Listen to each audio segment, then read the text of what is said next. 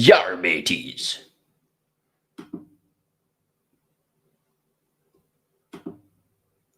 Let's see. Do we have anyone in the chat watching?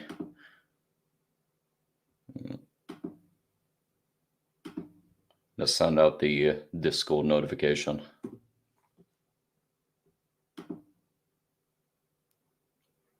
Magda said hello. Hello, Magda. How are you? Good evening.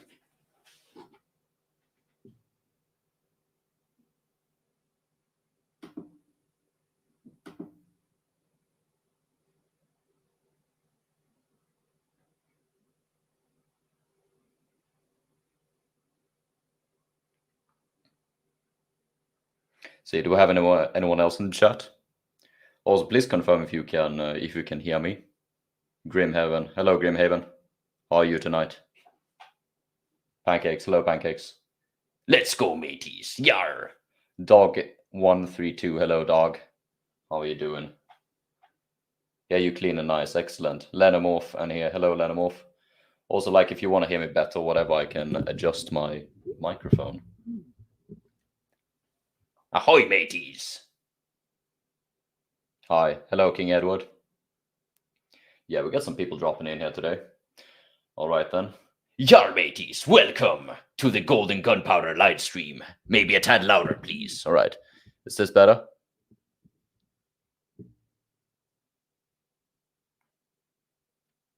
Tell me if you prefer this, Pancakes. We got this like there we go. Excellent. Yeah, I actually got an actual human skeleton inside of this microphone arm. It was me old crewmate. He decided to betray me, so I scuttled his booty. Sound do be fine today. Excellent, excellent. Well, I'm glad all of you could make it today. As if you remember from the Richard Taylor video, I challenged you all to a bit of an art challenge where you should draw the subject of the biography, Richard Taylor. And we do have a couple of submissions here, which we will be taking a look at. I just need to open it on Mr. and Gunpowder needs to open it up on his screen here. So we're going to take a look at them and make any commentary.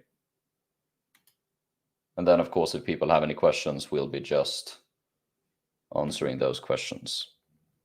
All right, so here's the first submission. This one was made by one of my Discord Jannies,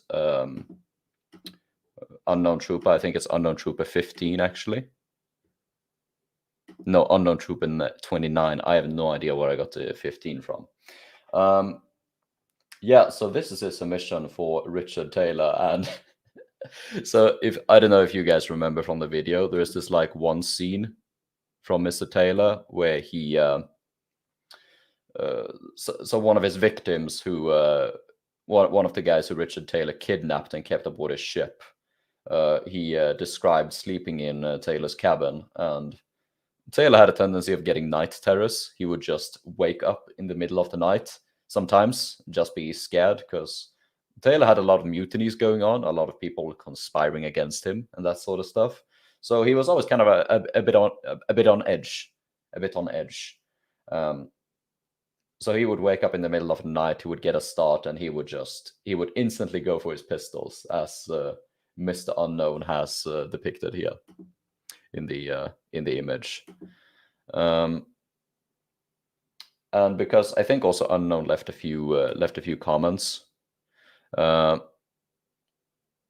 one, he said that he decided to, since of course Taylor is waking up in the middle of the night, he's got his sleeping attire. No sleeping cap. I don't know if sleeping caps were. I think sleeping caps were common in the period. Also, this is a really nice image. Like the shading looks really good. I like the sort of jagged line work as well. Kind of typical of Unknown Trooper. I know he does this. Unknown Trooper has also posted a bunch of images in the Discord. He's also made flags. But yeah, I really like the shading on this one. Like use of different strokes of a pencil. Looks really cool. sleeping in bed with your pistol, keep them dry. I'm not sure if he actually had the pistols in his bed per se. I think he had them hanging on the wall next to the bed. He pantless? Good question. Yeah, it kind of looks like yeah, he ain't got no pants. He just got his shirt, and of course, people had very long shirts, so it's reaching sort of halfway down his thighs. But he's got no pants. He's got no pants. Of course, what I found most interesting is, of course, his main garment. I think this is a banyan. It's called. I think Unknown has posted some. Ye old little matey also needs a breather. Yeah, it's good. It's good that he keeps his lower department aerated and ventilated. That is very good. One can only imagine the smell. One can only fathom the smell inside of Captain Taylor's cabin. But yeah, as I was saying, I found the most interesting piece to be the main garment, which I think is a banyan. And banyans they derive from these the pimp robe. Yeah, it's kind of a pimp robe, to be honest. They derive from these Eastern garments. So stuff from, I think, from China, from the Orient in general, also from India. They were usually made of silk.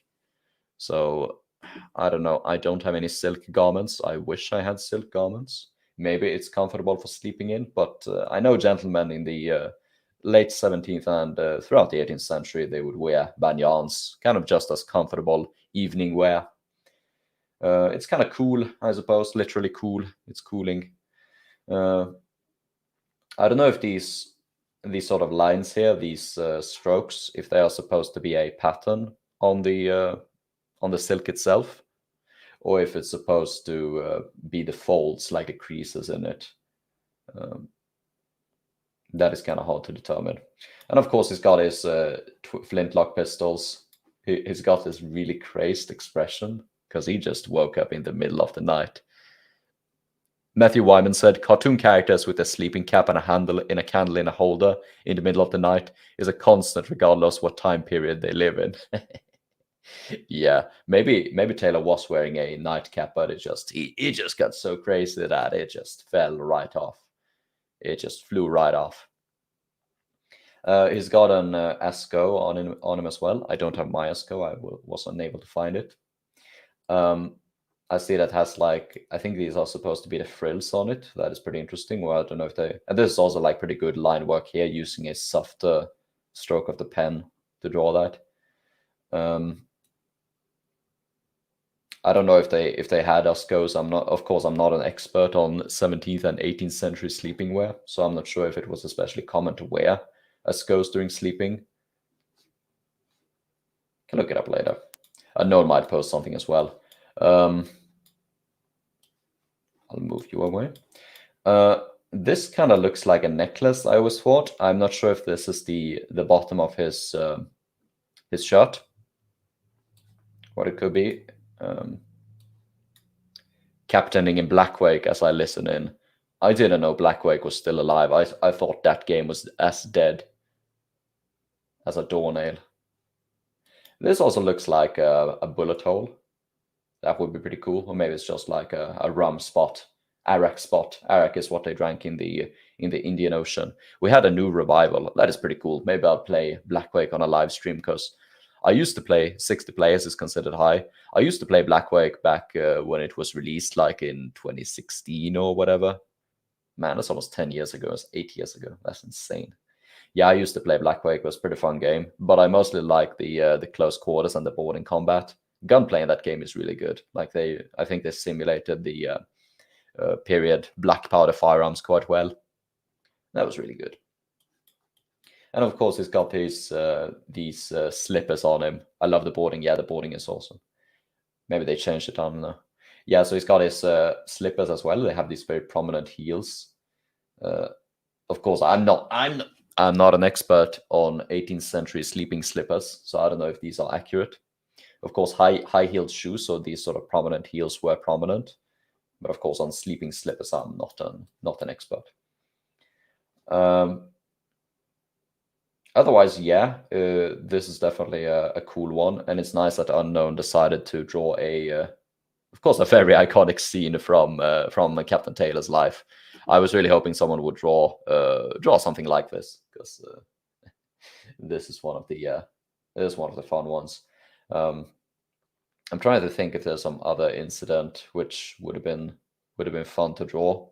Maybe his relationship to Richard I don't know if he was called Richard, but Lazenby, one of the East India navigators he he kidnapped. Also drawing Taylor and Olivier Levasseur together. That would have been awesome. But yeah, really good one. Do we have a verdict in the chat?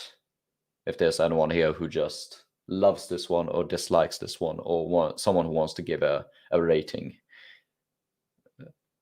Happy Man said, sleeping slipper expert TM. That is not me. That is not me. Pancakes give it a 6 out of 10. Oof. That is pretty harsh. Grimhaven gives an 8 out of 10. Very nice.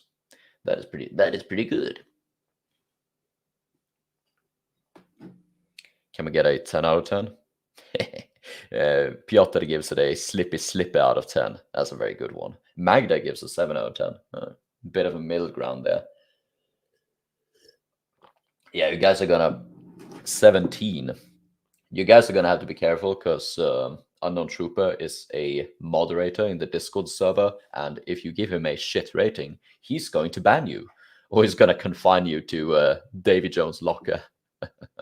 You're gonna be stuck with Grandmaster Pycelle. Yeah, me and one of my friends talked about it. It's like, we got Davy Jones' locker, which is kind of a Pirates Caribbean reference. We don't have the Kraken, but we do have what's his name, Pycelle, just lurking in the locker. I only give 6 because I'm not sure of the competition. It's not really a competition. It's more so because there are no prizes. I'm not gonna give you guys shit. I'm too greedy. You're gonna have to take the prize from my cold dead hands. Yeah, let's move on to the next one.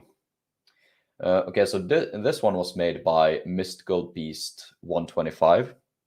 Oh yeah, now Unknown Trooper dropped into the chat. You just missed your art submission. My harsh and brutal and bloody critique of it.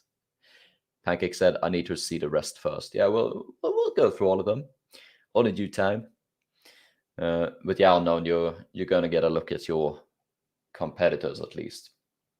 So this one was made by Mystical Beast 125.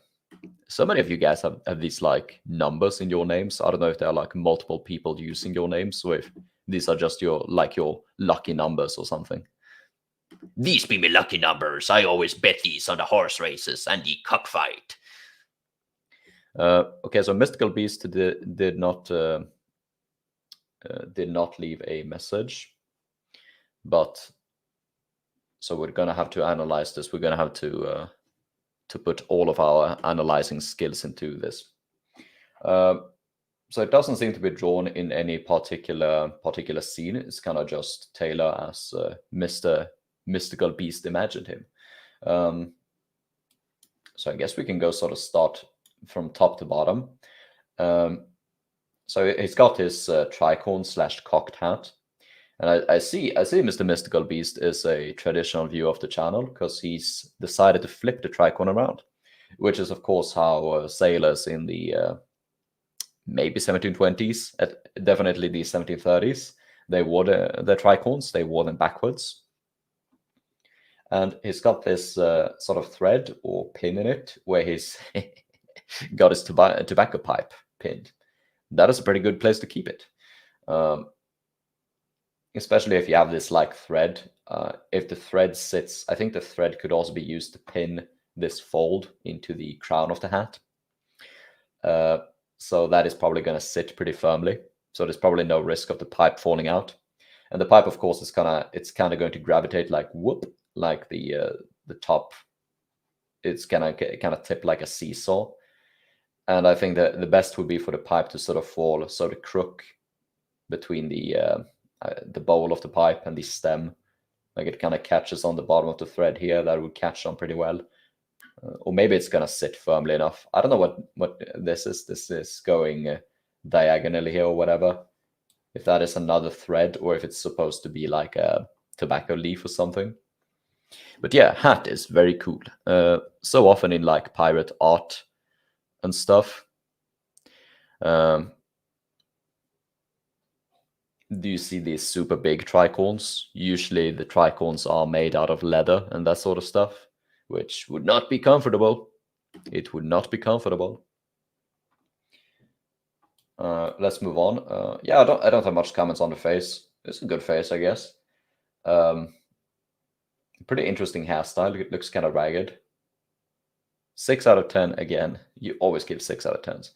I have not asked for your rating yet. You will have to wait for your turn. We're gonna have to look at the entire piece first. Interesting is that like unknown trooper decided to portray him in his sleeping wear with the esco, whereas here mystical beast decided to skip the esco, and so he goes bare necked. Oh, there's more. Yeah, there's going to be a lot more art. There's going to be like there are like 6. We have 6 submissions or something. Gonna go through all of them. So he's keeping his neck ventilated. I only saw zoomed in. Yeah, it's a big boy. It's a big boy. He's got a whole piece, top to bottom, stem to stern. So yeah, he's got like a regular shirt, I suppose. He's got a waistcoat without sleeves or arms or whatever you want to call them. I know there's some people, if Crew of the Fancy is in the chat, he's probably gonna be pretty mad over a early 18th century waistcoat without the sleeves. There were usually waistcoats had sleeves on them, like they had arms, but there were waistcoats. There are examples of them not having sleeves. Lenimov said, sleeps in the esco, so if he dies, his ghost will look fashionable.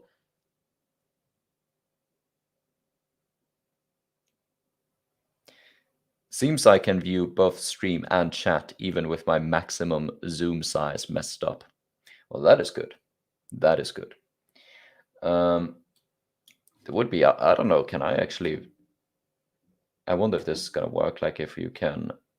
Okay, if someone leaves a comment now, is that going to show up on the stream itself? Because I know, like, if you watch the VOD, the comments show up in on the stream itself. But there's also like my streaming software, StreamYard. No, it doesn't. No, it doesn't show up. That's a bit of a shame. That's a bit of a shame. Could you please? There we go. Away with the. No, StreamYard isn't the best, but it's free, and I like free. Anyway, back to the art.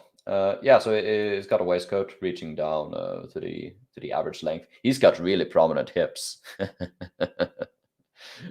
he's got them hips, you know. He does also, like, his expression is kind of like chill, and it's kind of awkward in a sense. It really reminds me of those photographs from the 19th century of like American war, from the American soldiers from the American Civil War, and just people always look awkward on 19th century photos. You know, they don't do the duck face or whatever. And yeah, he that's the shirt and the waistcoat. He's got a I don't know if this is like a... It doesn't look sharp. It is a dagger, of course. I don't know if it's like a stiletto or something. The handle kind of looks like a stiletto. No pommel on it. That is interesting. I think it might just be like some general dagger of sorts. Interesting, of course, is that he decided to give him like a dagger as and no pistol. But I think the sort of decision here is that he wanted him to have a firearm in one hand and then like a bladed weapon in the other, and having like his sword in his right hand would be pretty heavy. So he gave him the dagger.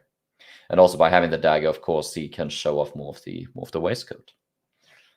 Speaking of the firearm, he decided to give him a carbine, or carbine, however you want to pronounce it. I don't fucking know.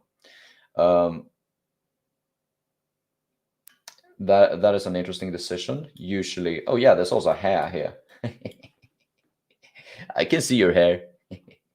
I was like, when I always like scan images on my scanner, I always have to remove those like tiny hairs from it, like eyelashes and stuff. Always gotta wipe them off, because like I scan and I see there's a hair on it, and I just gotta go back and remove those. Yeah, now we're gonna use your hair. We're gonna collect your, oh, we went a bit too far. We're gonna collect your DNA sample here, and we're going to create a mystical beast 125 Kraken from it. But yeah, he decided to go with the carbine. Carbines were definitely used by pirates. It's interesting. There seems to be a sizable portion of people who think the carbine is a super iconic pirate weapon. Like I think on the one of those websites, online shops who produce period firearms, they have a doglock carbine, I think, and they say like, yeah, this is a pirate weapon. And of course, also because the famous painting of the Buccaneer with the cloak by Howard Pyle. In that one, the Buccaneer is wielding a carbine. Actually, I think that one is a Baker's rifle, so it's a sort of early 19th century short rifled firearm. The Buccaneer is wielding in that one. But carbines were probably not as popular as some would think, even if they were used. There's documentation of them using carbines, of course. Mostly because if you remember from the firearm overview yesterday, I think I talked about it. Most of them they didn't have they had a lower caliber than muskets. They had not as much power, not as much range, not as much accuracy. It's basically an inferior but lighter musket. It is more mobile though. So like if you want to go in close quarters, if you want to go in boarding combat, then a carbine is going to be more comfortable. And they look kind of cool. Carbines are cool, no complaints. It's also very nice detail. It is a doglock carbine. So here we got the tail of the cock. I don't know what this bit is called. And here we got the dog, of course. So you're gonna cock it back. It's gonna latch on there. And then when you pull it back to full cock, pull the trigger, bam, just gonna fall into the hammer, prison, steel, whatever you want to call it. Also, there's a second hair on the butt. Kind of looks like a hair.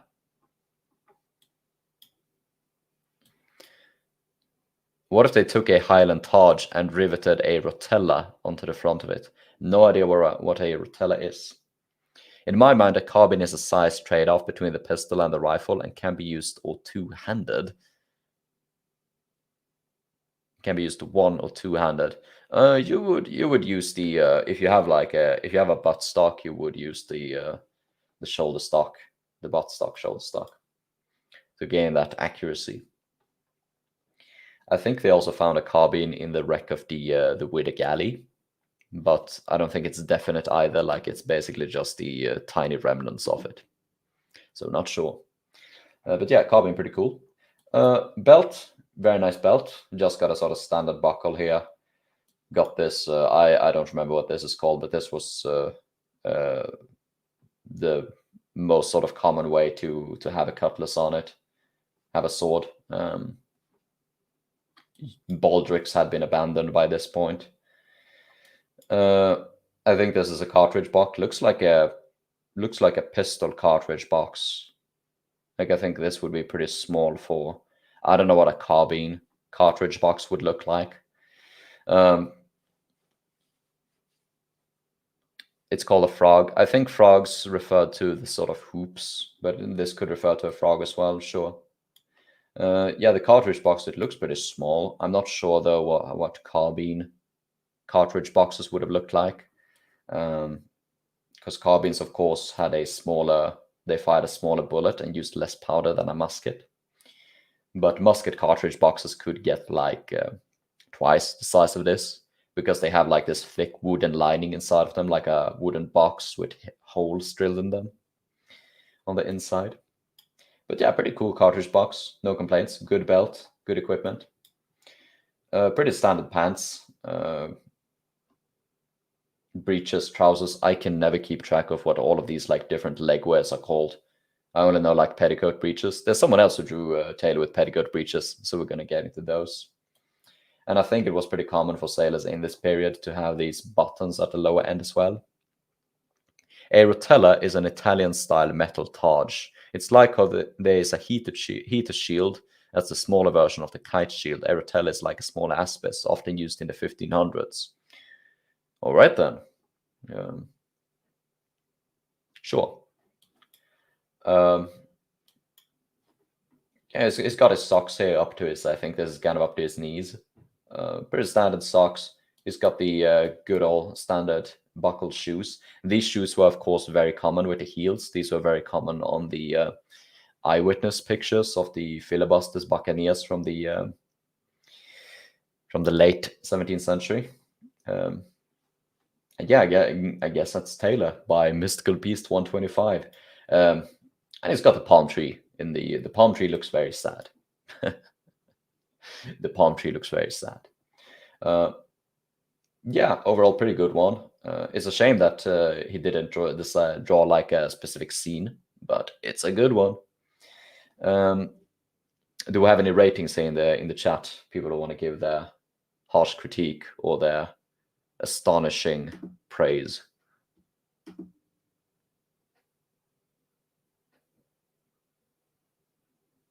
A mystical number out of 10. Yeah, I see Piotr is always gonna do these puns. Oh yeah, also Unknown left a comment earlier. By the way, those lines were meant to be stripes on the cloth. Yeah, I was kind of figuring that. Looks pretty cool. Kind of looks like tiger stripes. 6 out of 10. Okay, so we got like 7 and 6. Magellas giving it a 7 out of 10. We gotta trust Magellas. He's a Janny. He's a Discord Janny. 7 out of 10 twice. Might a third pun. After that, it will become boring. No, you gotta do puns on all of them. You gotta do puns on all of them. You have now set the stage. Dang, yeah. You chose this. You chose the pun life. All right, let's move on. So this one was made by Actively Random. Actively Random, he's of course one of the very prominent artists in the chat. He works very quickly.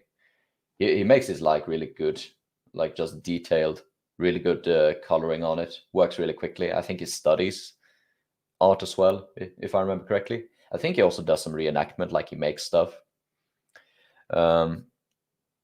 Ferb, the gadget guy, asked, Golden Gunpowder, it's been so long since you live streamed. How are you? I don't know. I live streamed last week. Maybe that's long ago. I don't know. It's relative, but I stream often now than I used to. But yeah, I'm good. We got some good art here to look at. I like this current one. It has a good energy to it. Not really feel like giving numbers. Yeah, numbers are kind of memey, but it can also be fun. But yeah, Actively Random. He's one of the very prominent artists, very skilled. The thing I noticed, YouTube didn't tell me. I thought you just stopped. Last time I was here was around April, I think. Yeah, YouTube can be kind of strange. I don't know if my coverage of recently I've covered sort of more edgy topics, which YouTube might sort of dislike. But it's kind of hard to tell as well, because some of my recent videos have performed quite well as well. But like the last week's video, or was it last? I think it was 2 weeks ago. The one on Flintlocks, that one did not do very well. But I think the streams have actually been performing quite well. Of course, streams will never get as many views as regular videos, but that is to be expected. Firearms, homosexuals, and Olivier Levasseur. I would never say Olivier Levasseur is controversial. Maybe he is somewhere in the world.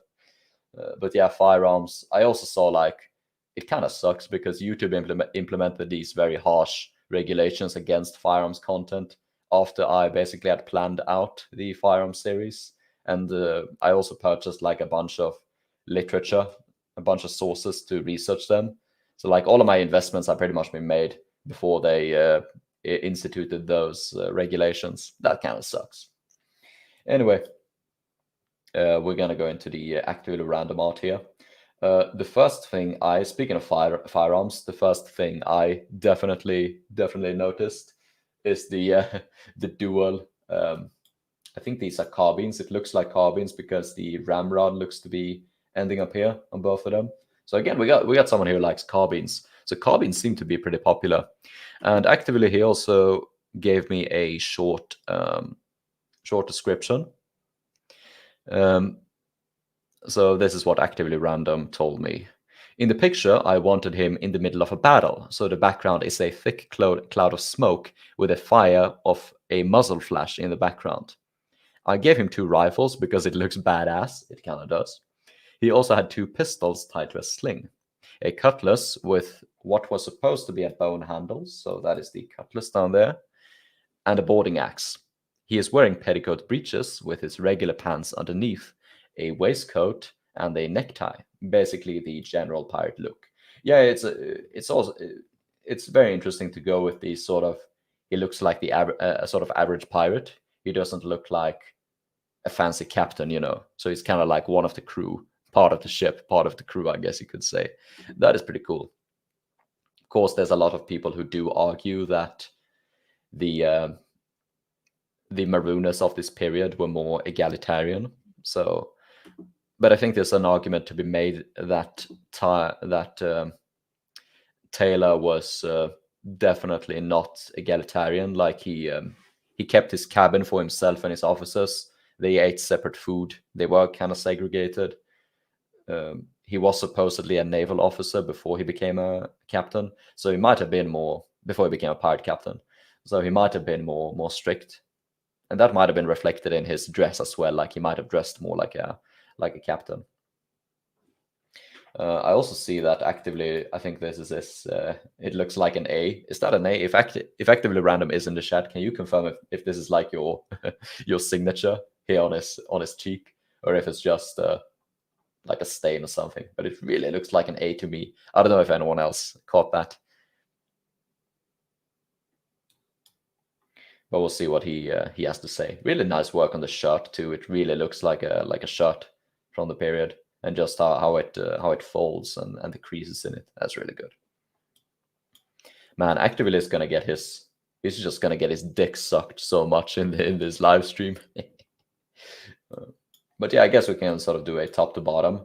The wool cap. For the gadget guy said that he loves the wool cap. It looks like it would be too warm for the Indian Ocean, to be honest. I don't know how cold it gets. It can get pretty cold though. Like there are descriptions of people getting into really wet and cold winter storms in the region. So maybe not unfeasible. In terms of his face, I think he really looks like he looks like Christian Bale. Like this is just the Sigma pirate. Spamman said, "Just showed up. Am I late, guys? You're not late. You're never late. We have been waiting for you here."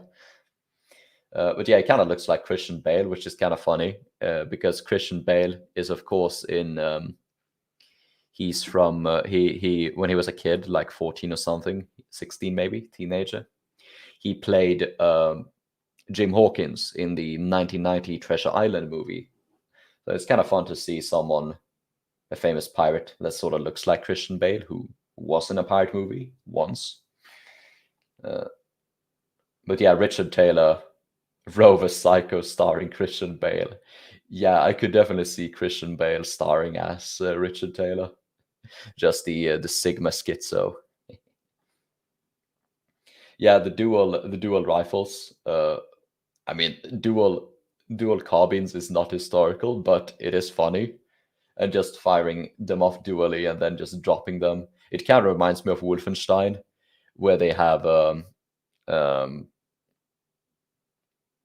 where they have like you dual wield automatic carbines. That is of course way different, but it reminds me of that. It's kind of funny. Yeah, when I saw this first, like the cutlass really struck me because it looks a lot like the cutlasses they have found um, in shipwrecks, like the one like the French privateer shipwrecks from Saint Malo. They found a cutlass handle very much like this, where it was. I don't think it was actually. Yeah, Matthew Wyman said antler grip. Yeah, I think it was an antler grip they found, and this really looks like an antler grip. Actively Random said called it a bone handle, but this definitely looks more like antler, being more sort of jagged, whereas horn would have been more smooth. So yeah, the cutlass is very cool. I don't know what this is like. I think this might be metal straps, part of the handle, like it's sort of forming a cage. I've never seen that on these sort of hangers, or maybe it's like supposed to be a sort of cloth strip or something. I don't know. Gonna have a quick chug here. Very interesting, and I think someone else submitted something like this as well. Is the silk sling. So he's got like a silk sling here around his neck, and he's got a pistol tied to each end of the sling. And I think the first artist. This is basically an interpretation of descriptions from the period. So in A General History of the Pirates, Captain Charles Johnson said the pirate fashion was to keep pistols in a silk sling, basically. And this is one of the illustrations from A General History look really impractical. So there have been some modern interpretations of what the silk sling could have looked like, and this is one of them. I think the artist who actually began drawing the silk slings in this fashion, I think it was Don Mates. And Don Mates is, of course, the the artist who drew the Captain Morgan, the rum brand Captain Morgan. He drew the character Captain Morgan for the rum brand, and he's drawn a lot of pirates, and he always draws the silk sling like this. And if you ask me, I think it looks kind of stupid because on one hand, I think the silk sling could start hurting pretty much because you have. I mean, the pistols aren't super heavy, but I think they would be heavy enough for a thin strip of silk like this to kind of press against your neck uncomfortably. It looks unique. I don't really think it looks that cool or threatening, personally. And of course, I don't think it would be especially practical because if you wanna grab the pistol and aim it, like I have my pistol here as an example. If you would have like the silk slings that are tied around here, you wouldn't be able to fully extend your arm, right? You wouldn't be able to fully extend your arm to aim it. Like you want to aim like this or whatever. But with the silk sling as short as that, you wouldn't be able to fully aim it. That would be kind of bad. Back into the Sash Wiki. Neither would you be able to remove the pistols from the silk sling. You would have to sort of untie them or press them from the silk sling. Whereas in the silk slings depicted in A General History, I think they just have the silk slings, like the pistols tucked into the silk sling, like a sash or a belt or whatever. And then you would be able to take out the pistol and aim it in the regular fashion. There are some. I'm going to talk more about slings I think I've talked about them before. This also I'm going to talk about it in the pistol video. Pistol video is not coming out until a few months, however. I think November, maybe. But yeah, this is one of the common depictions, but I don't think this would be very practical. I don't think this is how they would have worn it, unless if you just wanted to show off, which a lot of pirates did. Blockhard said, do note that the pistols cannot be kept barrel down loaded. Oh, they can be kept barrel down loaded. You have wadding, which keeps the bullets inside of the barrel. And you see depictions all the time where they have the pistols down. So this was how you would keep them. You would keep the barrel pointing down. Matthew Wyman said, maybe the pistols are hooked onto the belt and the ribbon is there so you don't drop them.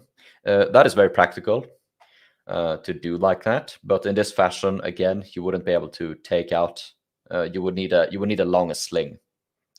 You would need a longer sling that could so you could pull it out, still keep the sling around you, and extend it.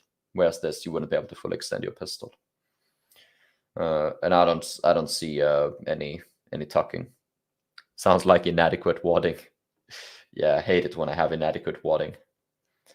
Other stuff. The axe looks really cool. Interesting to depict Taylor with the axe, because usually in a boarding party, there would pretty much only be like 1 or 2 guys having an axe, and they would be the axeman. They would be the axeman. So if you have a question to the axeman, you ask him a question. And then he would be the one to do specialist tasks like cut down a lock, cut a cable, cut down a door, something like that. Here's Johnny. And this would sort of imply that Taylor himself would lead the boarding parties and have a very active role in boarding the ships. Hatches are small handheld choppers. Axes are two-handed. I don't know. I'm not a blue-collar worker. They call these boarding axes. They call these boarding axes in nowadays and in the period.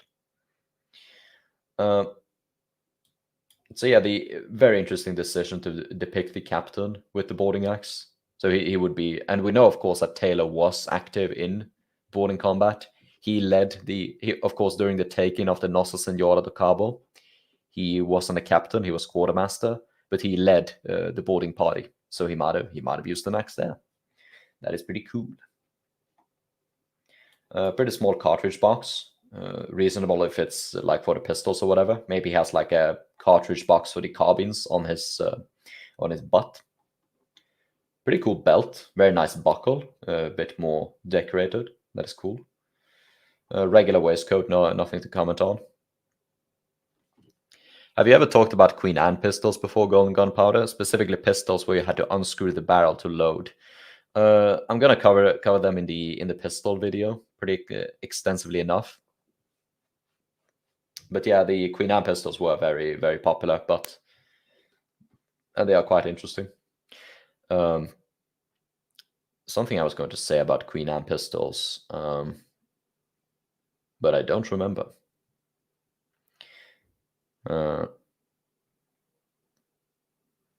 Queen Anne's would definitely be my preferred pistol. Yeah, they actually tended to be rifled, so they could be more accurate if accuracy is something you want with a flintlock pistol.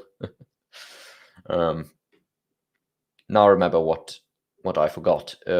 I wanted to buy a book about the Queen Anne pistol. I'm not sure if I actually ordered it or if I did not, or if I was unable to find it. But either way, I have not received it, and that was a shame.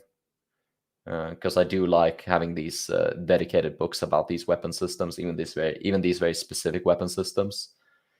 But I think I've managed to find out enough information about the Queen Anne pistols. Misha's Guns, a gun YouTuber, uses a Queen Anne's in his video. If you want visual references, I got plenty of pictures, so I think it's gonna be fine. But maybe I'll check it out. Would have been cool. He has a pocket here. Would have been cool if he would have been really cool if he had a pocket pistol in here, because a lot of Queen Anne pistols were small enough to fit inside of a pocket, and pirates would, judging by eyewitness illustrations, they would keep small pistols in the pockets like this. I also think Jack the Monkey from Pirates of the Caribbean, I think he has a Queen Anne pistol, very small one, pocket pistol. Piotr asked, Gunpowder and Gold, do you really read books that quick, or do you skip paragraphs? No, I tend to read them pretty thoroughly. Of course, it depends on the book length. But you have to remember, of course, I use a lot of cross-referencing. So usually, like, I read a book once, then I take notes, and then I just return to the specific notes, depending on the topic. So I don't, like, read a book twice, usually. Sometimes, a lot of books, I have a lot of books digitally, so I can search them for specific information. But yeah, there's a lot of books which, especially for the firearm videos, where you have like sections about different firearms. I don't read everything. You know, if a book also has like cap lock firearms. I don't read about the cap locks. I only read the stuff which is necessary. So it kind of depends. But most of the books I have listed in the video descriptions, I tend to read them at least once, start to finish. That can usually take me like a day, 1 day or half a day, and then I don't tend to reread them. Some books which are really good, and I might reread them. Like I think I've read Bennison's books, at least longer parts of them, more than once. Of course, also quite a lot of period books I've read several times, like a lot of these South Sea journals. I've read them several times. But yeah, hope that answered your question. Of course, the actively next garment on the list is the petticoat breeches. Petticoat breeches are kind of like, they're kind of shorts. They have shorts which have really wide legs. So they are very, very ventilated, really good ventilation. Interesting bit about them, and they also really look like kilts, and people often confuse them for kilts, but they are just pants with really wide legs. And interestingly, and as Actively Random depicts here, they would usually be worn above pants, which is pretty weird. The patch on the petticoat is a nice touch. Yeah, it is a nice touch. Would be very common to have sailors just mend and repair their own clothes, because it would tear all the time. Though I don't think petticoat breeches would tear as much. Joe got here in time. Hell yeah. There we go. Actively Random is in the chat. We are roasting your art. It is getting absolutely toasted. But yeah, I think the patch would have been better on like. I mean, I don't see what kind of damage would appear in this spot specifically. Maybe like a cut or like a gunshot. Otherwise, like tears usually appear in parts of the clothing which is under a lot of stress.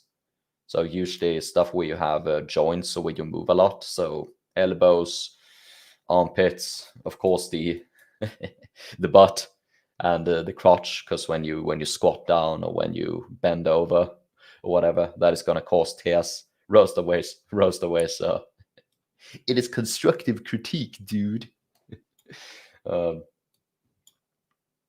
of course, you could also have holes appearing from bugs and insects, which who come and bite your stuff. That could happen. So yeah, I think a patch like for doing like these sort of patches, they look cool. It would probably be best to do them on like the knees or whatever. I probably would have done one on the knee or something. Of course, you would also have probably a lot of like tears here at the lower legs. Like actually, these pants are so low, so I don't know if they would be. Also, you didn't depict him with shoes, I think, or am I missing out on something? Or I think this is it. You know we were gonna roast his feet. You know he were gonna roast his feet, so you decided not to depict them. Oh yeah, I see here he got actively random. I think this is supposed to be his signature.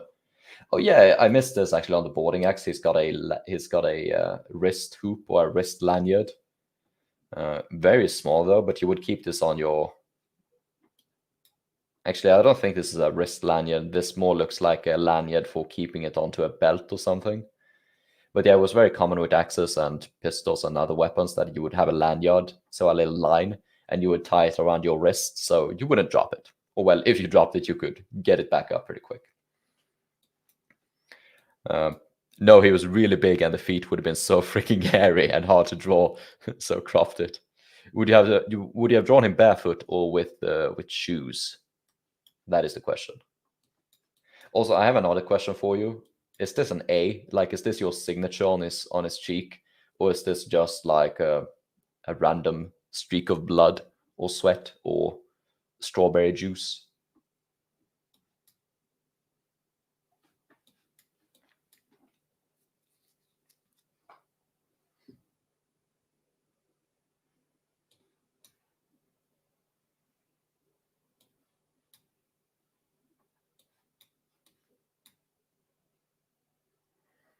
Let's see what Can we see business end of those flintlocks a little more in detail? The business end, if you're meaning the muzzles. It was gonna be some strawberry juice from a tropical smoothie. Yeah, he's thirsty. He's really thirsty. Here's the business end if you wanted to see. I was going to go with some leather boots. Son of a bitch. I know you were not going to go with leather boots because they would have reached up to here. He would have had leather boots reaching up to his crotch, just wearing what are they called? Straps or whatever. I forget what they're called. Chaps. Chaps they're called, that the cowboys wear. Well, that's it for Unknown Trooper. Really good one. Does anyone have any final comments, or does anyone want to give a numerical rating? To be honest, I thought I would know much more about black powder guns, but I don't see much wrong with them. Maybe the left flintlock doesn't have a ramrod. Yeah, a lot of flintlocks actually, the ramrods tend to get lost. Ramrods can also break, so it's not uncommon to see pistols without ramrods. And you would never reload a pistol in combat, so he might as well use the ramrod from his other one. Otherwise, he could have like he could just use a stick or something for reloading, because he would reload in peace and comfort, basically. Actively Random said, probably regular shoes. Now, if I ever draw a Buccaneer, I'm going with the homepage leather moccasins type shoe. Interesting. I like it. I have no clue what differentiates good art. Color activates monkey brain. Pretty based. Oh, right. Someone on YouTube shoots black powder pistols and uses a ball ramrod separate from the gun itself. Yeah, that's very, very common. Also, this pistol I have here, like my Arabic pistol, it has like a really weird sort of. It's got like a piece of brass which has been hammered here, like the thimble to hold the ramrod, but it didn't come with a ramrod. But I have a ramrod on my other pistol, so it's no worries.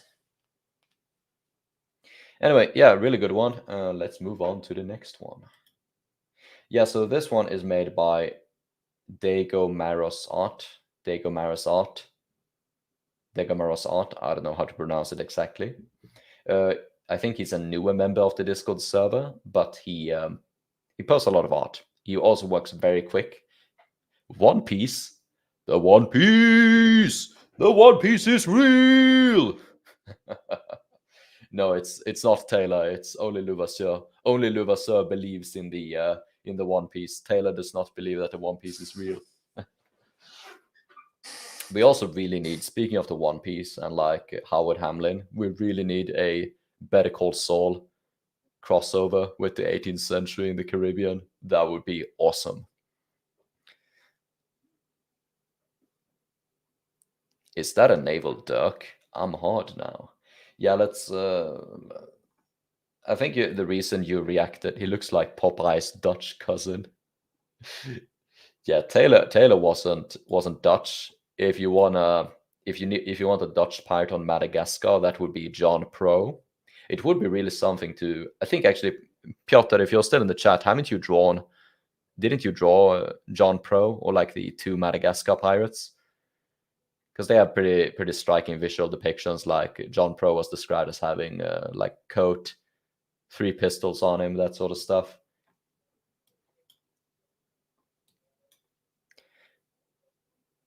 But yeah, let's go through this one. I think the reason why whoever it was reacted with One Piece is because of the yellow hat. So I think in the anime One Piece, I think the main character is wearing like a straw hat or something. This doesn't look like a straw hat. Actually, let's see if Dego is also like a racial slur for Spanish people. I don't care. It was very common in the 17th century, actually. Okay, so Dego did not leave any comments, so we're gonna have to work this out on our lonesome. Yeah, the yellow hat. I'm not sure what kind of hat it is. Maybe it's like supposed to be one of these bowler hats that some historians think the sailors and pirates would have used. I'm not really sure if I've seen any like yellow hats from the period. It wouldn't be impossible. Like you can just grab cloth and dye it yellow, but wouldn't be practical, which pirates would probably prefer. Um, it's an interesting hat. I don't know. I'm curious to see what the inspiration would be. Blockhard said fisherman hat. Yeah, it kind of looks like a sou'wester, like a fisherman hat from like the 19th century, I guess. Um, he's got the feathers in it. The feathers are really cool. The feathers look really nice. These are some well-drawn feathers. Hoo-yee! Those are some good drawn feathers.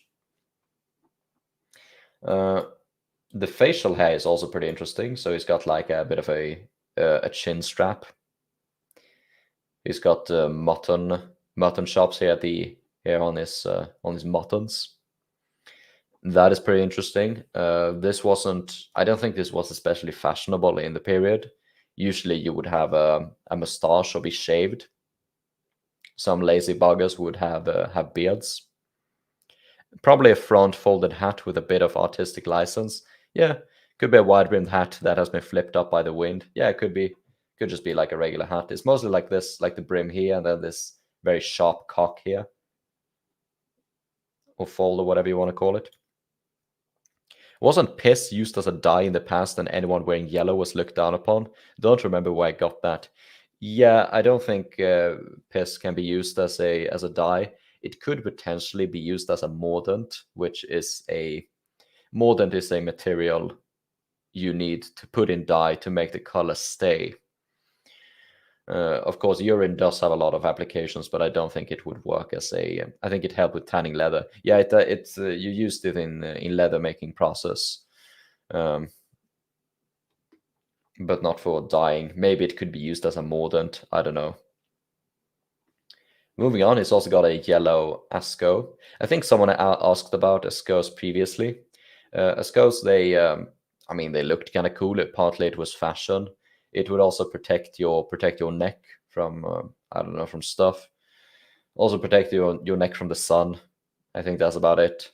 Things like Ascos aren't really uncomfortable, so I think a big reason they were worn is just because they would look nice. Maybe it could be something like they would soak up sweat. I don't know. I've worn an Asco when it's been pretty warm out, and I've not really had any sweating problems with it. Like I pretty much never notice it.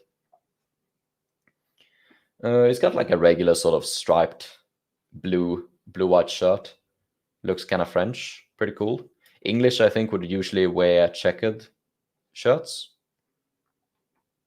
I think also Dego is the first one to go with a sleeved waistcoat or an arm or a waistcoat with arms or sleeves or whatever. The other ones also, I think, pretty much everyone went except for except for Unknown, who went with the sleeping banyan. I think also the rest went with waistcoats, so no one who did like a regular coat. It would have been cool to see him wear like only a coat and then a shirt. I think that would be feasible. And there are also descriptions of pirates who only wear coats, like no shirt, like only a coat. That seems to have been relatively common actually, and would kind of fit the captain aesthetic as well. Of course, a mention has to be made on his pose. I think some people in the Discord also commented that he kind of looks like it's the John Marston pose from Red Dead Redemption. Kind of looks like it, like it's just pointing the gun at you. Oh yeah, this is actually the pommel or butt of the gun.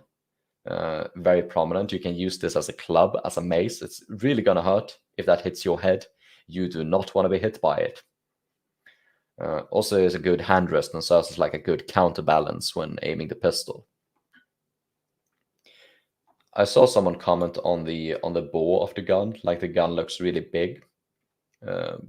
Very usually pistols were much smaller caliber. For one, it could be like a perspective thing, like it's just tucked in your face, kind of like like this. What do you say now about big bore? Actually, let's see how big is this.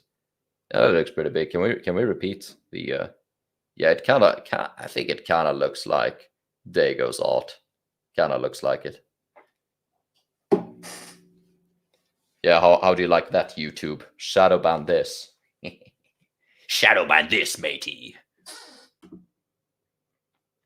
And even if the bore is intended to be bigger than usual, there were pistols with really big bores. They were either called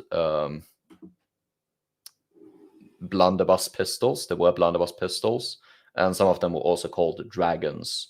Dragon could refer either to a pistol with a blunderbuss pistol, basically, or it could refer to a carbine with a musket bore. But dragons kind of disappeared. At least the carbine dragons, they kind of disappeared by the 1680s. The pistols, blunderbuss pistols, were quite common in the 18th century. So it could be a blunderbuss pistol. Frogman Smith asked, where did you get your pistol? I bought it from a Swedish site, so you wouldn't be able to access it. It was like I got an ad as well. Yeah, I think, didn't I like turn off the ads or whatever? I tried to. The ads are also automatic for me. What I tend to do is like I prefer not having any ads on the actual live stream, and then only having ads on the VOD, because of course now people who are watching live, they can miss segments or whatever. That kind of sucks. But yeah, I think the like the pistol as it looks, I think it's feasible. Someone commented on the his melee weapon here that it looks like a naval dirk. I remember researching dirks for the video I did on other melee weapons than swords. And I think man, I really gotta look up a picture now, actually, of dirks in my folder.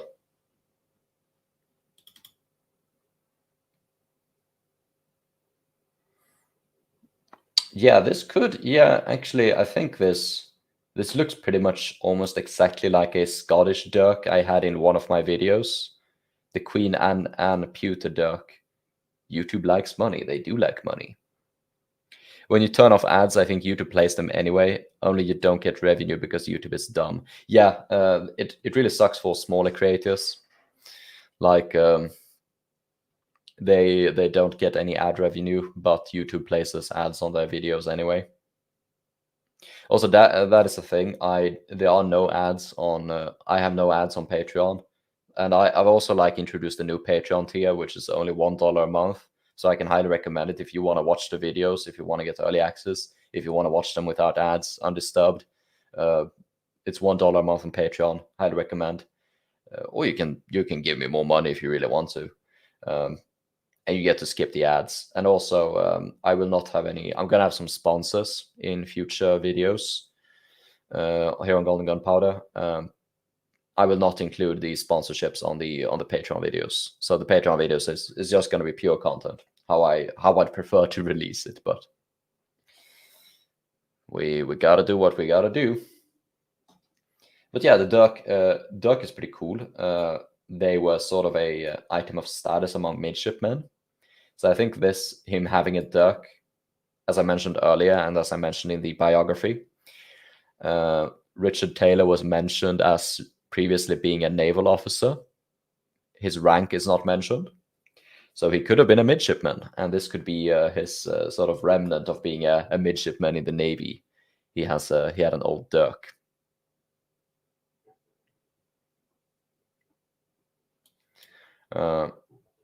If you're still making content next year and all things go well, I could probably give a portion of my paycheck just for you, Golden Gunpowder. Yeah, it's also no stress. Like, I don't want to pressure or stress anyone. Like, you should do what's best, you find best with your money. It's just that, if you want like the best experience, I think the best experience I can offer you is on Patreon for $1 or more, because then you don't have ads, you don't have sponsorships. It's just the pure video. I would also probably edit out the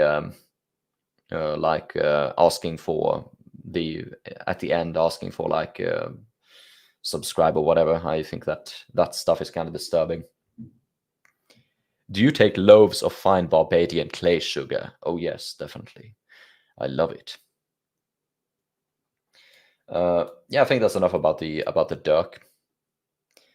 He also possibly appears to be wearing a baldric.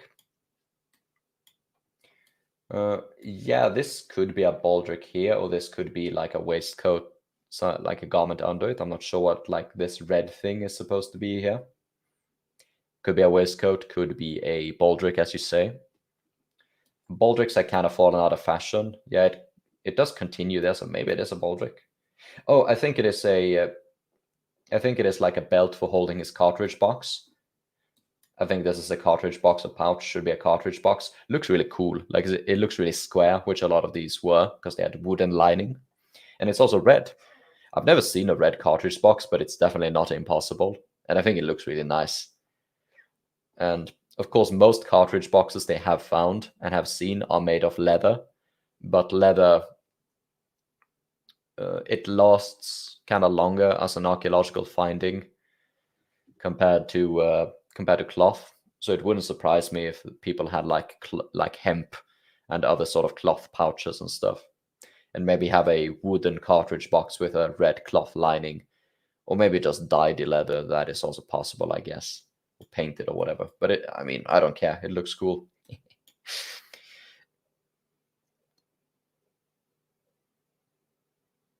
This has a nice pose and coloring, especially. Yeah, the pose is cool, very dynamic. Can we have a close up on the hammer? Uh, yeah, it's very detailed. They also drew. You can see the flint there. That is pretty good. Should definitely have some leather here. You don't keep like just the gun flint in the vise. You need to have a piece of leather or cloth or whatever in there to hold it, because otherwise the flint is gonna fall out. Well, not fall out, but it's gonna shift around and not strike the frizzen or hammer properly. And cartridge boxes are underrepresented in pirate media. They are. They do appear in Pirates of Caribbean 1, at least, on the Cursed Crew. That is a very nice detail, because cartridge boxes are pretty much like, they are 18th century tactical. They are like the equivalent of these, combat vests or whatever.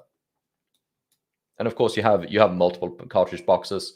You also have multiple pouches. You can have anything in a pouch, like I guess you can have like a basic first aid kit. They would probably have tourniquets on them. Someone might have a tourniquet, or a surgeon at least would have a tourniquet. They would also have bags of grenades. At least they would. At least it was kind of like the boarding axis. Not everyone would have grenades, but you'd have a few guys with grenades. I'm not sure what this is in his belt, like these white things sticking up. Could be. I don't think it's smoking pipes. I don't know what it is.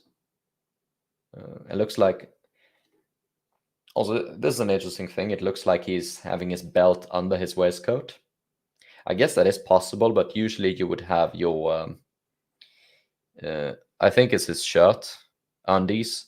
They would not, it could be underwear. You wouldn't wear underwear, you would tuck your shirt into your crotch. I think that's his shirt. Yeah, it could be. The thing is, like, there's something blue here. Maybe it is. I don't know. I'm not sure. Now Discord is making noise. Can I mute Discord? Oh, just close it down. There we go. Yeah, it could be anything. Could be bones. Could be a skeleton. Also, nice work on the buttons. That is pretty cool. Could be silver buttons. Probably a shirt. Maybe. Yeah, and he's got just some regular red trousers. Red trousers were pretty common. No complaints there. And he's on the ship. Actually, I talked about earlier that it would have been fun to see a scene with Richard Taylor and you can mute Discord, yes. I think I have my status on offline or whatever. I just closed down Discord, there's no worries. You can also go into like the sound settings or whatever and turn off the sounds, but I had Discord on in my browser.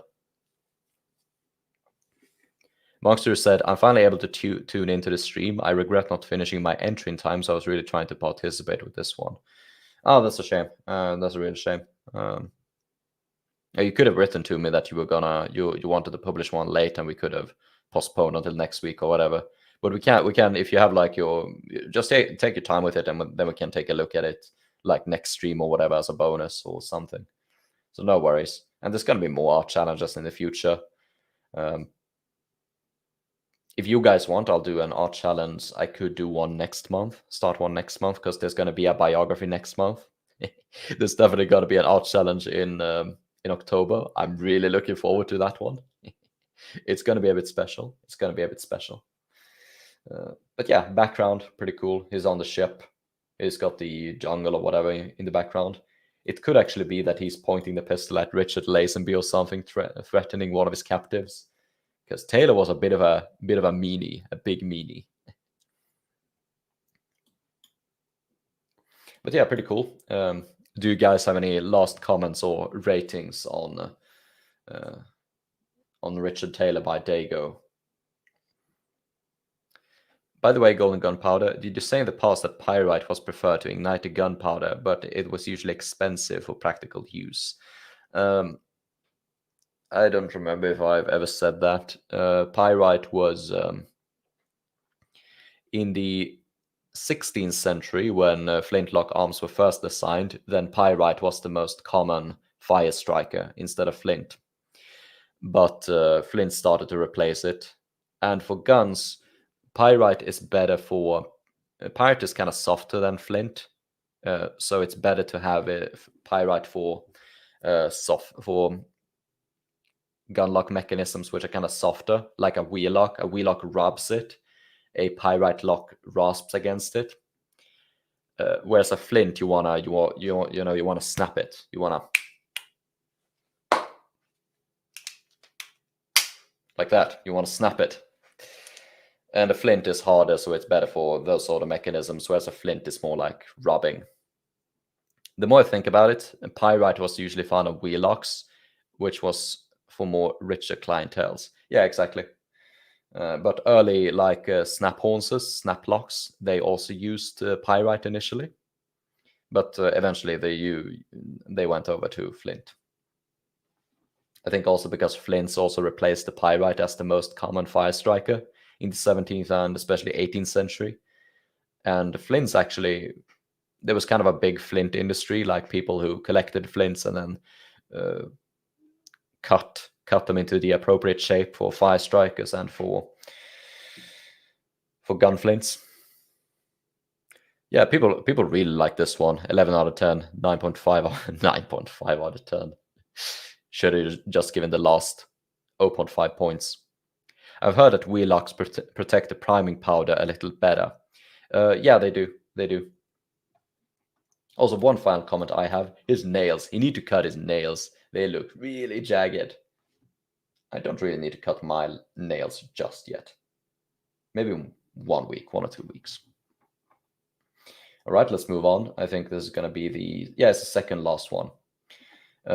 Everyone is probably going to know, everyone who's been in the Discord server is probably going to recognize this one. It's by Melis, of course, one of the Discord janitors. Barbosa type nails. Yeah, exactly. The witch man. Of course, Melis is a very prominent artist in the server. He's been posting his art for a pretty long while, several years, I think, at least. And he's also designed quite a few flags, which I've used in my videos. The flags are really nice. Yeah, he's got a very distinct art style, like you can always recognize if it's Melis.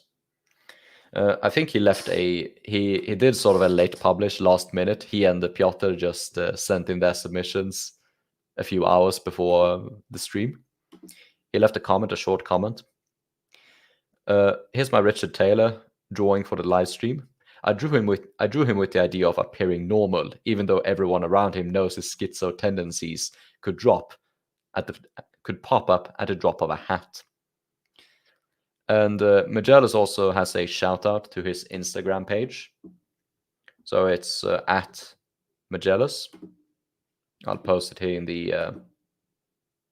Melis is out walking his dogs. I remember that. Yeah, he is, but the show has to move on. This is his Instagram, I think you said. Yeah, Instagram page. Actually, Actively Random also, I forgot this actually. He wanted me to drop his Instagram as well. So I'll drop Actively Random's Instagram and you guys can check it out and go give him some attention.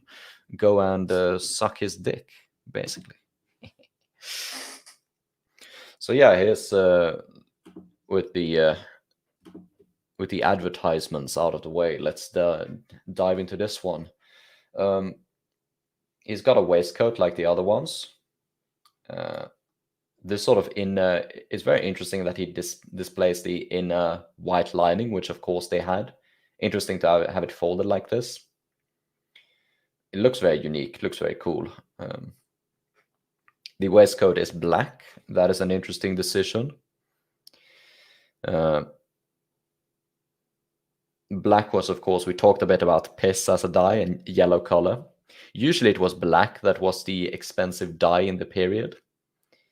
You needed, of course, this material called logwood from Mexico, which can only be harvested in very certain regions. So black was usually reserved for evening clothes and funeral clothes and evening wear, that sort of stuff. So it is interesting to see him wearing the black dye. It looks very cool, of course, but I don't think it would be especially common. It's got a small tricorn hat. I think it also has the flat side forward, like sailors and pirates probably would have done. Kind of a sour expression. Magellan said that he wanted to design him as looking kind of casual. I do think he looks pretty angry. I would not want to meet him. Otherwise, he's got a pistol and cutlass, standard equipment. Someone also described the shell guard. The shell guard gonna make me bust. Yeah, shell guards are very nice. It's very, very short though. Like the purpose of the shell guard is that it's supposed to protect your the back of your hand. Oh, sorry. It's supposed to protect the back of your hand, but it doesn't do a lot of protection, this one. So it looks kind of impractical to me. Maybe there are shell guards that are designed like this, I don't know. But as far as I gathered, they would cover the entire hand. That shell guard is just a boxing glove. Yeah, shell guards were not the one you can't block but can punch. Yeah, shell guards were not designed for punching. That would be the I forgot what these are called, the rings or handles on it. Piotr said, "What did I miss?" Not really. We talked a bit about this one, and we're looking at Magellan's art now. All I know is Cat Baggy for the Landsknecht, who had no guards. Yeah, of course, there were swords who didn't have any guards. And cutlasses, of course, guards weren't especially common. It was only a few cutlasses which had it. But yeah, if you wanted to punch, you would use the bit here, and you would kind of, I'll have to use my pistol again. We have the handle of the sword going up here. You would punch, like this, like that. Of course, if you have a pistol, you use this as the hammer, like that. So, and yeah, of course, that was a very common weapon, punching someone, because usually melee fights were so close range that punching with the pommel or whatever. No, the pommel is here. Punching with the guard was a very common tactic. The belt buckle here looks very interesting. It almost looks like Magellan sort of took a gold texture or something, cut it out, and then pasted it in, like it doesn't look entirely drawn, which is very interesting. Kind of looks like the same with the buttons, like they look cut in. So the flintlock was regularly used as a club. Yes, yeah. After you in melee, even muskets could be clubbed. You turn a musket around and use it as a club. And for pistols, it was standard practice. Like you would fire them point blank into someone's face in melee combat, and then you wouldn't sheath it, like tuck it back in. You would either just keep it in your hand, and you could use it to parry blows. You could slap someone with a barrel, or you could club it, of course, which is clubbing is where you turn around and then just use the pommel as a club.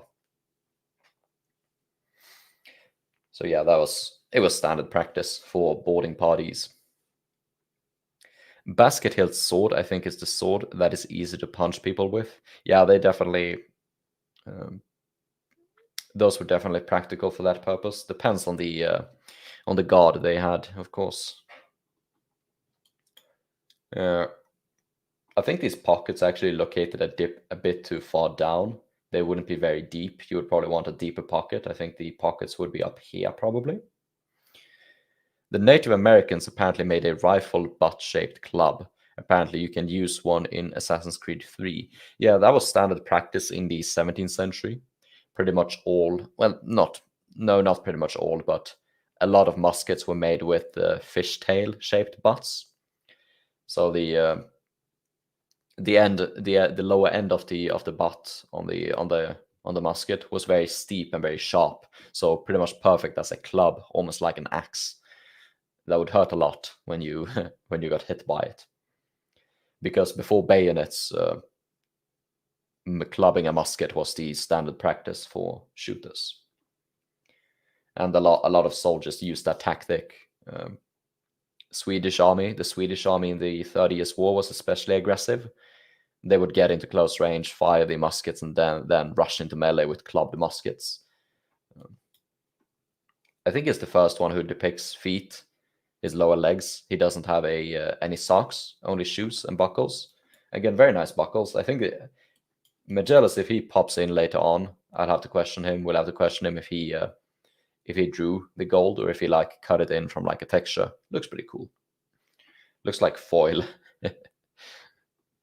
Looks like something I'd see in like SpongeBob or something. Pretty interesting.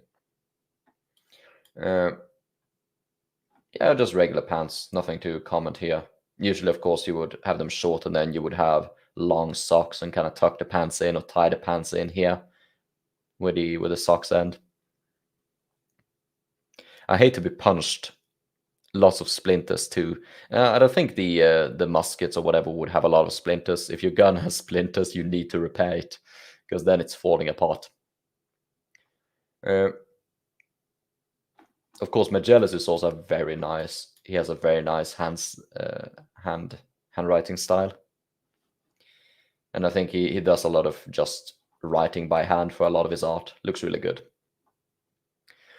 I think I'm gonna go now. Sadly, enjoyed my time here, but I have church in the morning. All right, take care.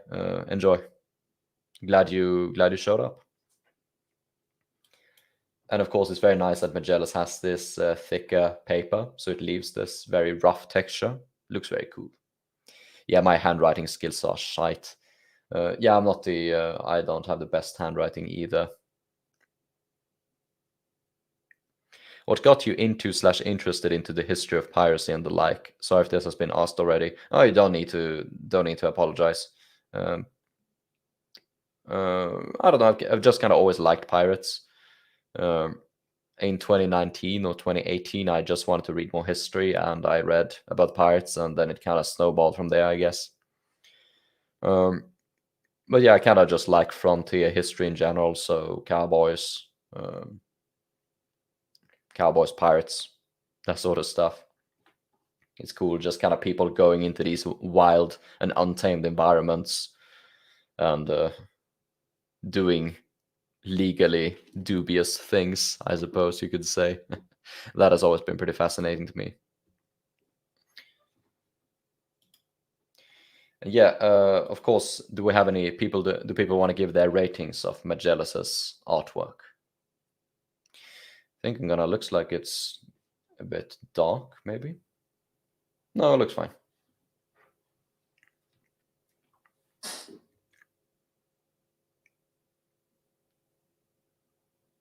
Yeah, let's see if anyone has any opinions or if anyone wants to give a rating of Magellas's. Also, let's see if Magellas drops in later when he has finished walking his dogs.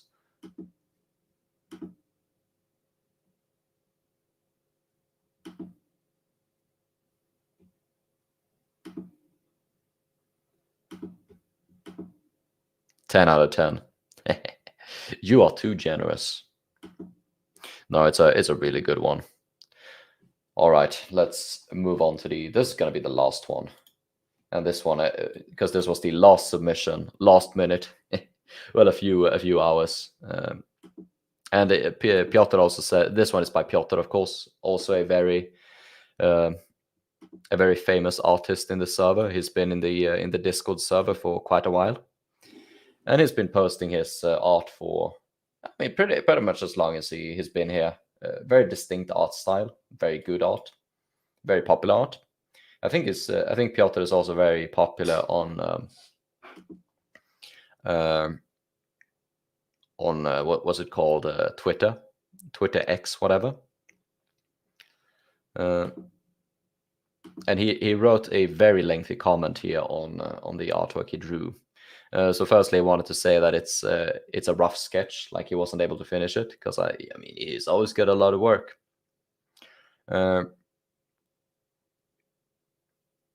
Piotr said that he really considered making Richard Taylor bald, but he decided to go against it since due to period fashion, he wanted to do more period authentic, and he would also look too much like Singleton from Black Sails. I don't remember if there was a character called Singleton in Black Sails. Maybe there was. Maybe there was, or maybe he's referring to Captain Flint. I'm not sure, because Flint is the one. No, he mentions Flint here because Flint was the one who was bald, or he had a shaved head in the later seasons. Anyway, speaking of, I got a notion that, and this is reading what Piotr wrote to me. I got a notion that Taylor went through Flintification. Similarly to Flint, Taylor was a naval officer who left the Navy with a disdain for the English nation and to join the pirates. So basically a 180 mental spin. Maybe he was the inspiration for this series' main character. Not impossible, but personally I kind of doubt it. Well, maybe. Because Taylor is one of those really obscure pirates. You would have to do a lot of research into pirates to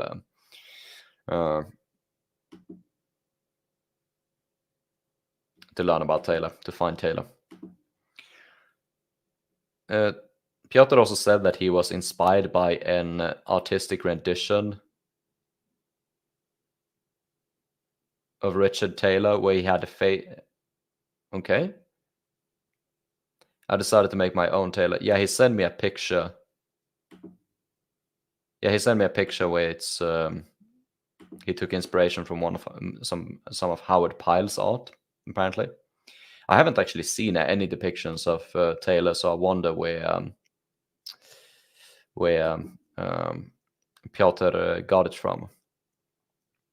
And Piotr thought that this picture apparently looked like Christian Bale, so he decided to make his own Taylor to be inspired by Hugh Jackman's Wolverine, but he thinks that this one looks more like schizo Pierce Brosnan. I don't know. I think this one kind of looks like when I had my wisdom tooth operated, my like lower jaw was just swollen up, and this is kind of what it looked like. So it looks like he's been punched or like a swollen up or had like a wisdom tooth removed or something. But yes, I mean, of course, Piotr draws really good faces. He looks like Shaggy. I don't know. I don't think Shaggy has like this sort of prominent jaw. I think Shaggy has a more skinny face. Wolverine as a pirate would be cool. Sounds absolutely terrifying. He was killed in episode 2, I think. Oh yeah, Singleton. That might be the dude who. Episode 2. I feel like that was the guy who died in the first episode, even, who was killed by in a duel or whatever. But maybe I'm confusing stuff. Bro's mewing. Yeah, he's got a sick mewing game.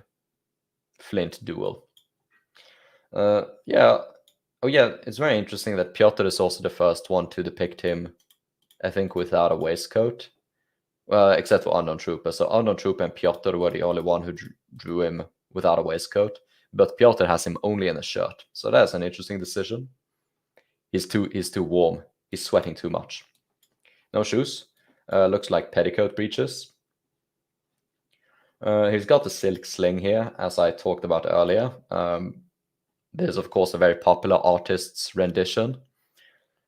But this was probably quite impractical. The pistols look really nice. Like looking at the pistols here, like this perspective, that's really good. Here he has the lining on the pommel there, like going up into the wood. That is really nice detail. The cartridge box looks really good. Good size on it. No firearm, but good size on the cartridge box. This is what like a musket cartridge box would look like. Interesting to have like these sort of strips of cloth, which means you could grab onto it really easily and then flip it open really easily, really smoothly.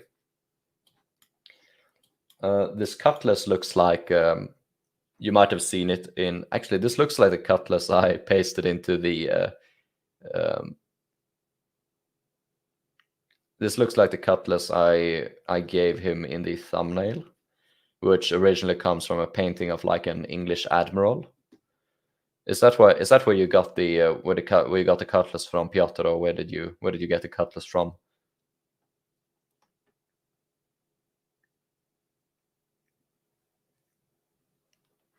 Sadly, there's like a delay on the chat, so I would have to wait around for a bit. Lenimov said, personally, I wouldn't be grabbing my sword's blade unless it had a scabbard.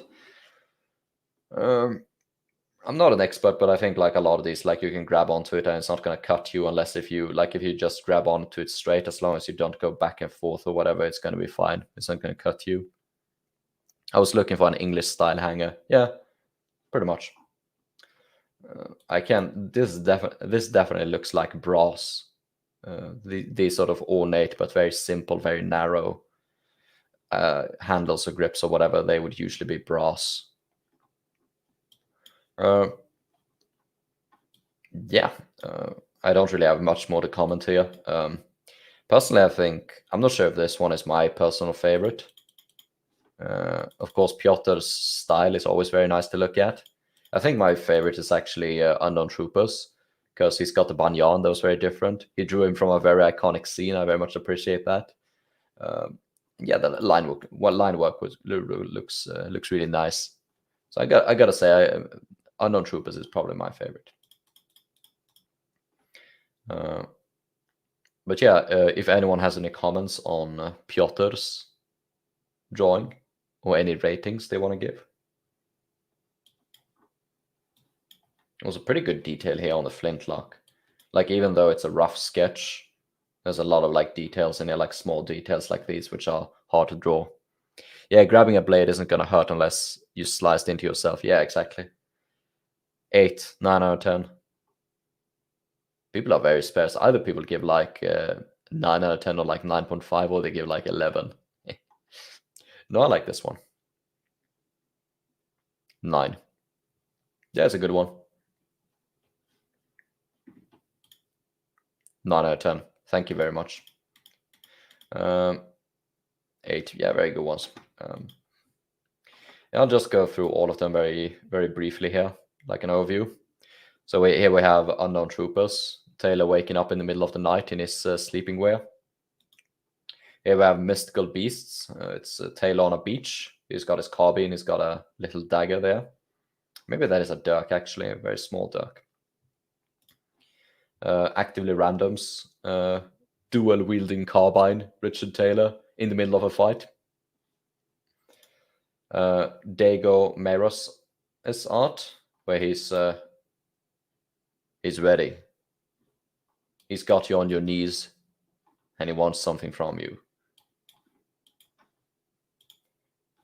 We got Magellus's Richard Taylor. Yeah, when Magellus gets back, we have to ask him about the gold here, if it's like drawn or if it's cut and pasted in. And then we have Piotr's, which we just saw. So yeah, those are all of the submissions for the art challenge. Let's see if I can close down my. There we go. And we're gonna remove you from the deck, you scurvy dog. That's fine. You can stay there. I'll have to go back and watch the start. Thank you, sir. And I'm eager to take on your October drawing challenge. Yeah, it's going to be a lot of fun. I really look forward to seeing what you guys are going to cook up for that one. There might also be an art challenge in September. I'm gonna have to see the interest on it. And of course, if I saw that Monkstery was still working on his, like, just send in your late submissions as well, and we can cover them. Like, there's no problems there. Piotr's looked very English for some reason, suitable for Taylor, in my opinion. Yeah, that's true. Of course, he was English. All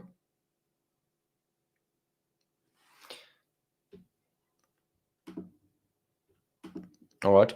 Well, that's pretty much all I had on the agenda tonight. So we're gonna see if there are any last question, if there are any like last questions people have for me. Otherwise, we're probably gonna round off for tonight. If there's anything people want me to talk about, or if there's any questions or anything of the sort. Is life treating you well? No, I lost my leg in a broadside. That was quite painful.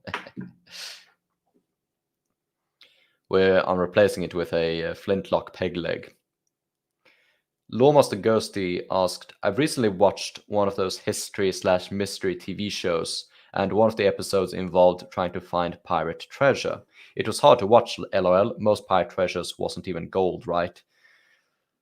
They definitely preferred to have liquid cash, since liquid cash is, of course, you can spend it anywhere. But of course, a lot of treasure was definitely taken in goods, like trade items that you would have to sell. So sugar was very common. Slaves, of course, was very common. Slaves was such a common plunder that pirate articles usually included that you could either take your payment in slaves or money. But yeah, they definitely preferred to have money, like hard cash. And it definitely some pirates would also like have cauldrons. A cauldron would be their treasure, because big sugar cauldrons, they were used in the sugar industry. So if you wanted to retire as a sugar planter, it was very valuable to plunder cauldrons, stuff like that. But if you're talking about treasure like buried treasure, that would most likely be money most of the time, and jewels and stuff like that, which would be small and easy to conceal and wouldn't be ruined by being buried. Matthew Wyman asked, would pirates have made hot chocolate with milk like most period recipes? No, I think looking at most recipes from which they had, they would have used water. And that would have been more in line with local recipes, like from Mexico and that region, Spanish recipes. The basic hot chocolate recipe for pirates was water, grounded chocolate, and sugar, of course. And then you might spice it up with allspice, would have been common, vanilla if you could get your hands on it. Not too uncommon in the Caribbean. But yeah, you wouldn't use milk, you would use water. Lenomorph asked, I know pirates didn't believe in the Kraken, but is it at all mentioned in the 18th century? I've never seen it at least. Piotr said, I don't have any questions, but I wish you all a good evening. Yeah, good evening. Thank you for the art submission. Hope you enjoyed. Actively Random asked, were the pirates on Madagascar just like Ben Gunn on Treasure Island and Robinson Crusoe and Weir Fur? The few descriptions, I think from A General History of the Pirates, they are described as dressed in like rags and maybe even furs.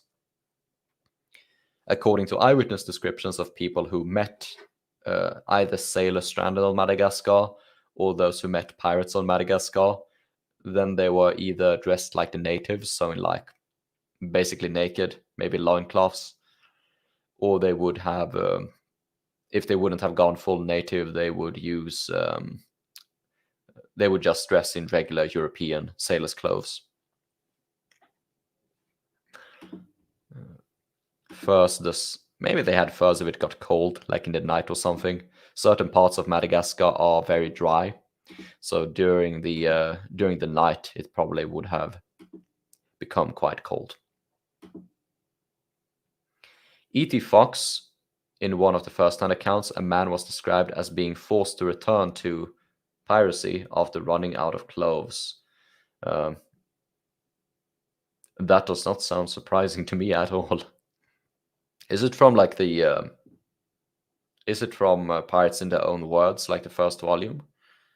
Sounds kind of familiar.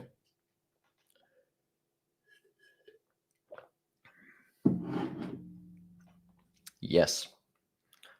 I must have missed that one, actually. Or maybe I have read it. I don't know. That book is so big. Like, there's so much in it. Anyway, doesn't look like there are any more final questions. So I'm going to round off the stream here. The next art challenge, it's, as I said previously, it's one confirmed is coming in October in one of the videos. There might be one in September if there's like a big demand for it. Next stream, I'm gonna do a stream next week. Probably gonna play Sid Meier's Pirates. And as for the next video is gonna come out. I think there's a next video is gonna come out the 6th of September. So you'll have to stay tuned for that. Well, I hope you guys enjoyed the artwork published and my commentary on it. It was really nice, of course, to see. It was really nice to see people leave their own comments and thoughts on the art as well. Like, it was really interactive. That was a lot of fun. But yeah, I hope you enjoyed the stream. It was definitely fun. It's definitely fun to interact with the community in these regards, and also cool when people take the history and create these cool things and put some effort into it.